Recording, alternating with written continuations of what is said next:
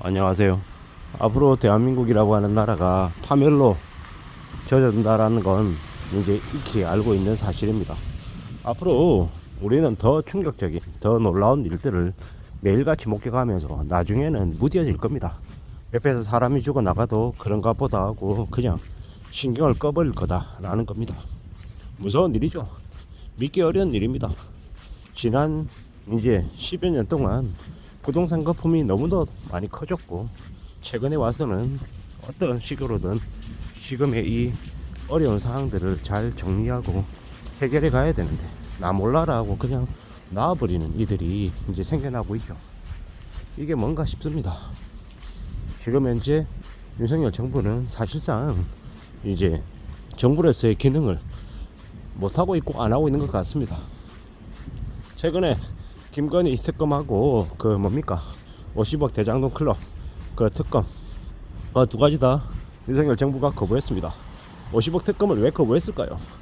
그거 파헤치기 시작하면은 이제 대장동 관련해 가지고 50억 퇴직금이니 지랄이니 그 검사 출신의 그 추악한 놈들이 해먹었던 게 이제 다 까발려질 수밖에 없는데, 이제 그게 불편한 거예요.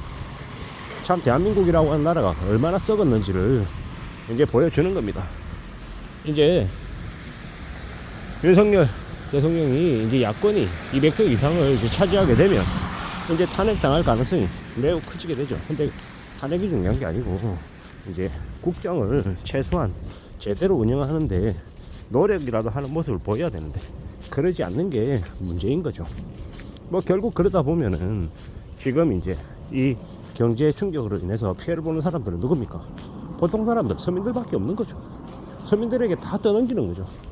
지금 뭐 주식 부자들 세금 깎아주고, 부동산 부자들 종부세 깎아주고, 재벌들 법인세 깎아주고, 가진 자들을 위해서는 알아서 나서서 해결해주는 서비스를 하면서 서민들에게 대해서는 나 몰라라는 거죠.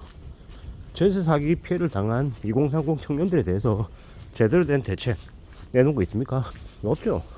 근데 건설사 PF 대출은, 부동산 PF 대출은 아직 터지지도 않았는데 선제적으로 금융수장이라고 하는 놈들 모여가지고 100조를 주니 200조를 주니 떠들어대고 있습니다. 이런 개막장이 어디 있습니까? 그게 자기들 돈입니까?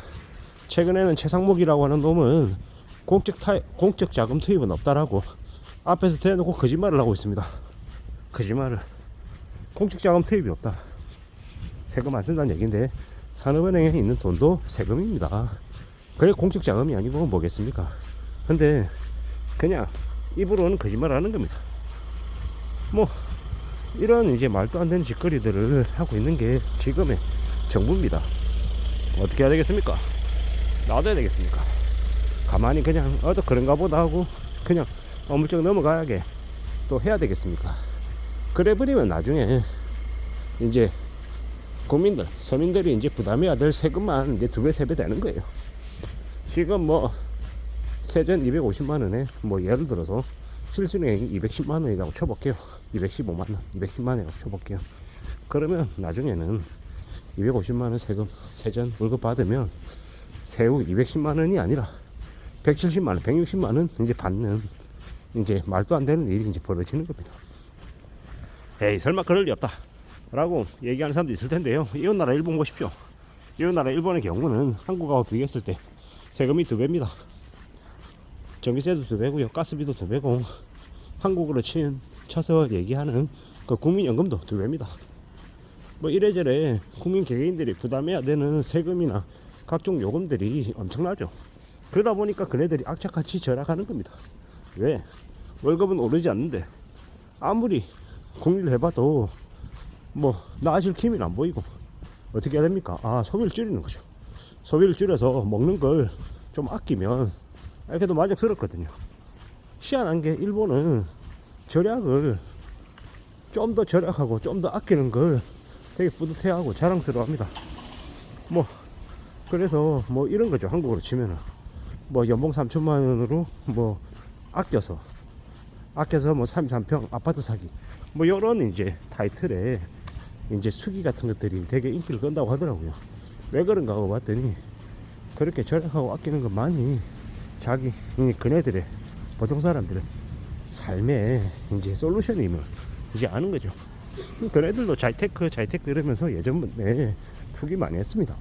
홍정 망신거렸고. 일본도 잘 나갈 때는 일본 회사 면접만 보면 면접비로 2만원씩 줬습니다. 한국 돈으로 얼마입니까? 뭐 18만원 20만원 좀 되는 거죠.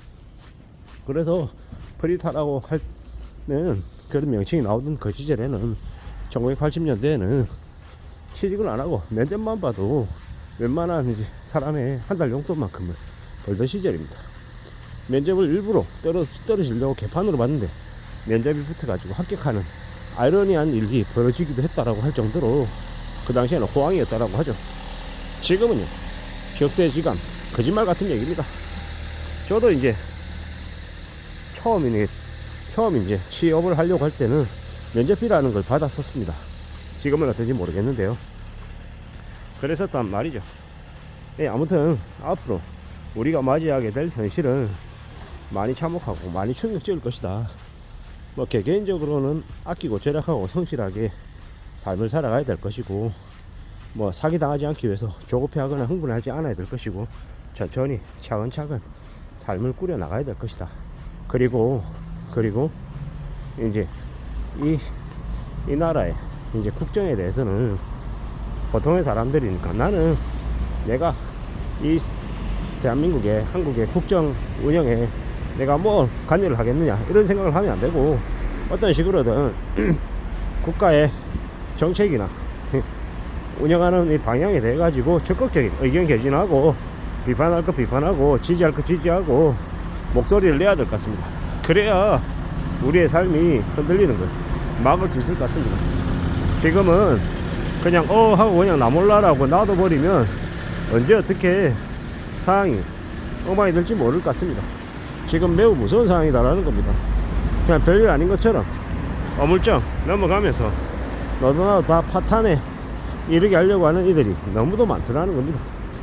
지금 매우 무서운 상황이니까 그냥 가만히 지켜만 봐서는 안 될 것 같습니다. 더 두려워하고 더 염려하고 더 걱정하면서 삶을 살아가야 될 것 같습니다. 그래야 될 것 같다라는 말씀을 드립니다. 앞으로 더 충격적인 일들이 생긴다고 합니다. 어떻게 해야 되지? 어떻게 살아야 될까? 걱정이 안 될 수 없다라는 겁니다. 지금 같은 상황이 벌어지면 벌어질수록 더 정신 차리고 더 조심하고 더 염려하면서 살고, 또 이 한국의 정부의 국정 운영에 대해서도 제대로 된 관심을 가져야겠다라는 의견을 드립니다. 아무쪼록 저나 여러분들의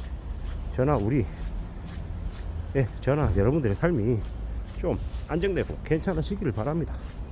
파탄으로 가고 엉망이 되기를 바라는 게 절대 아니라는 말씀입니다. 이상입니다.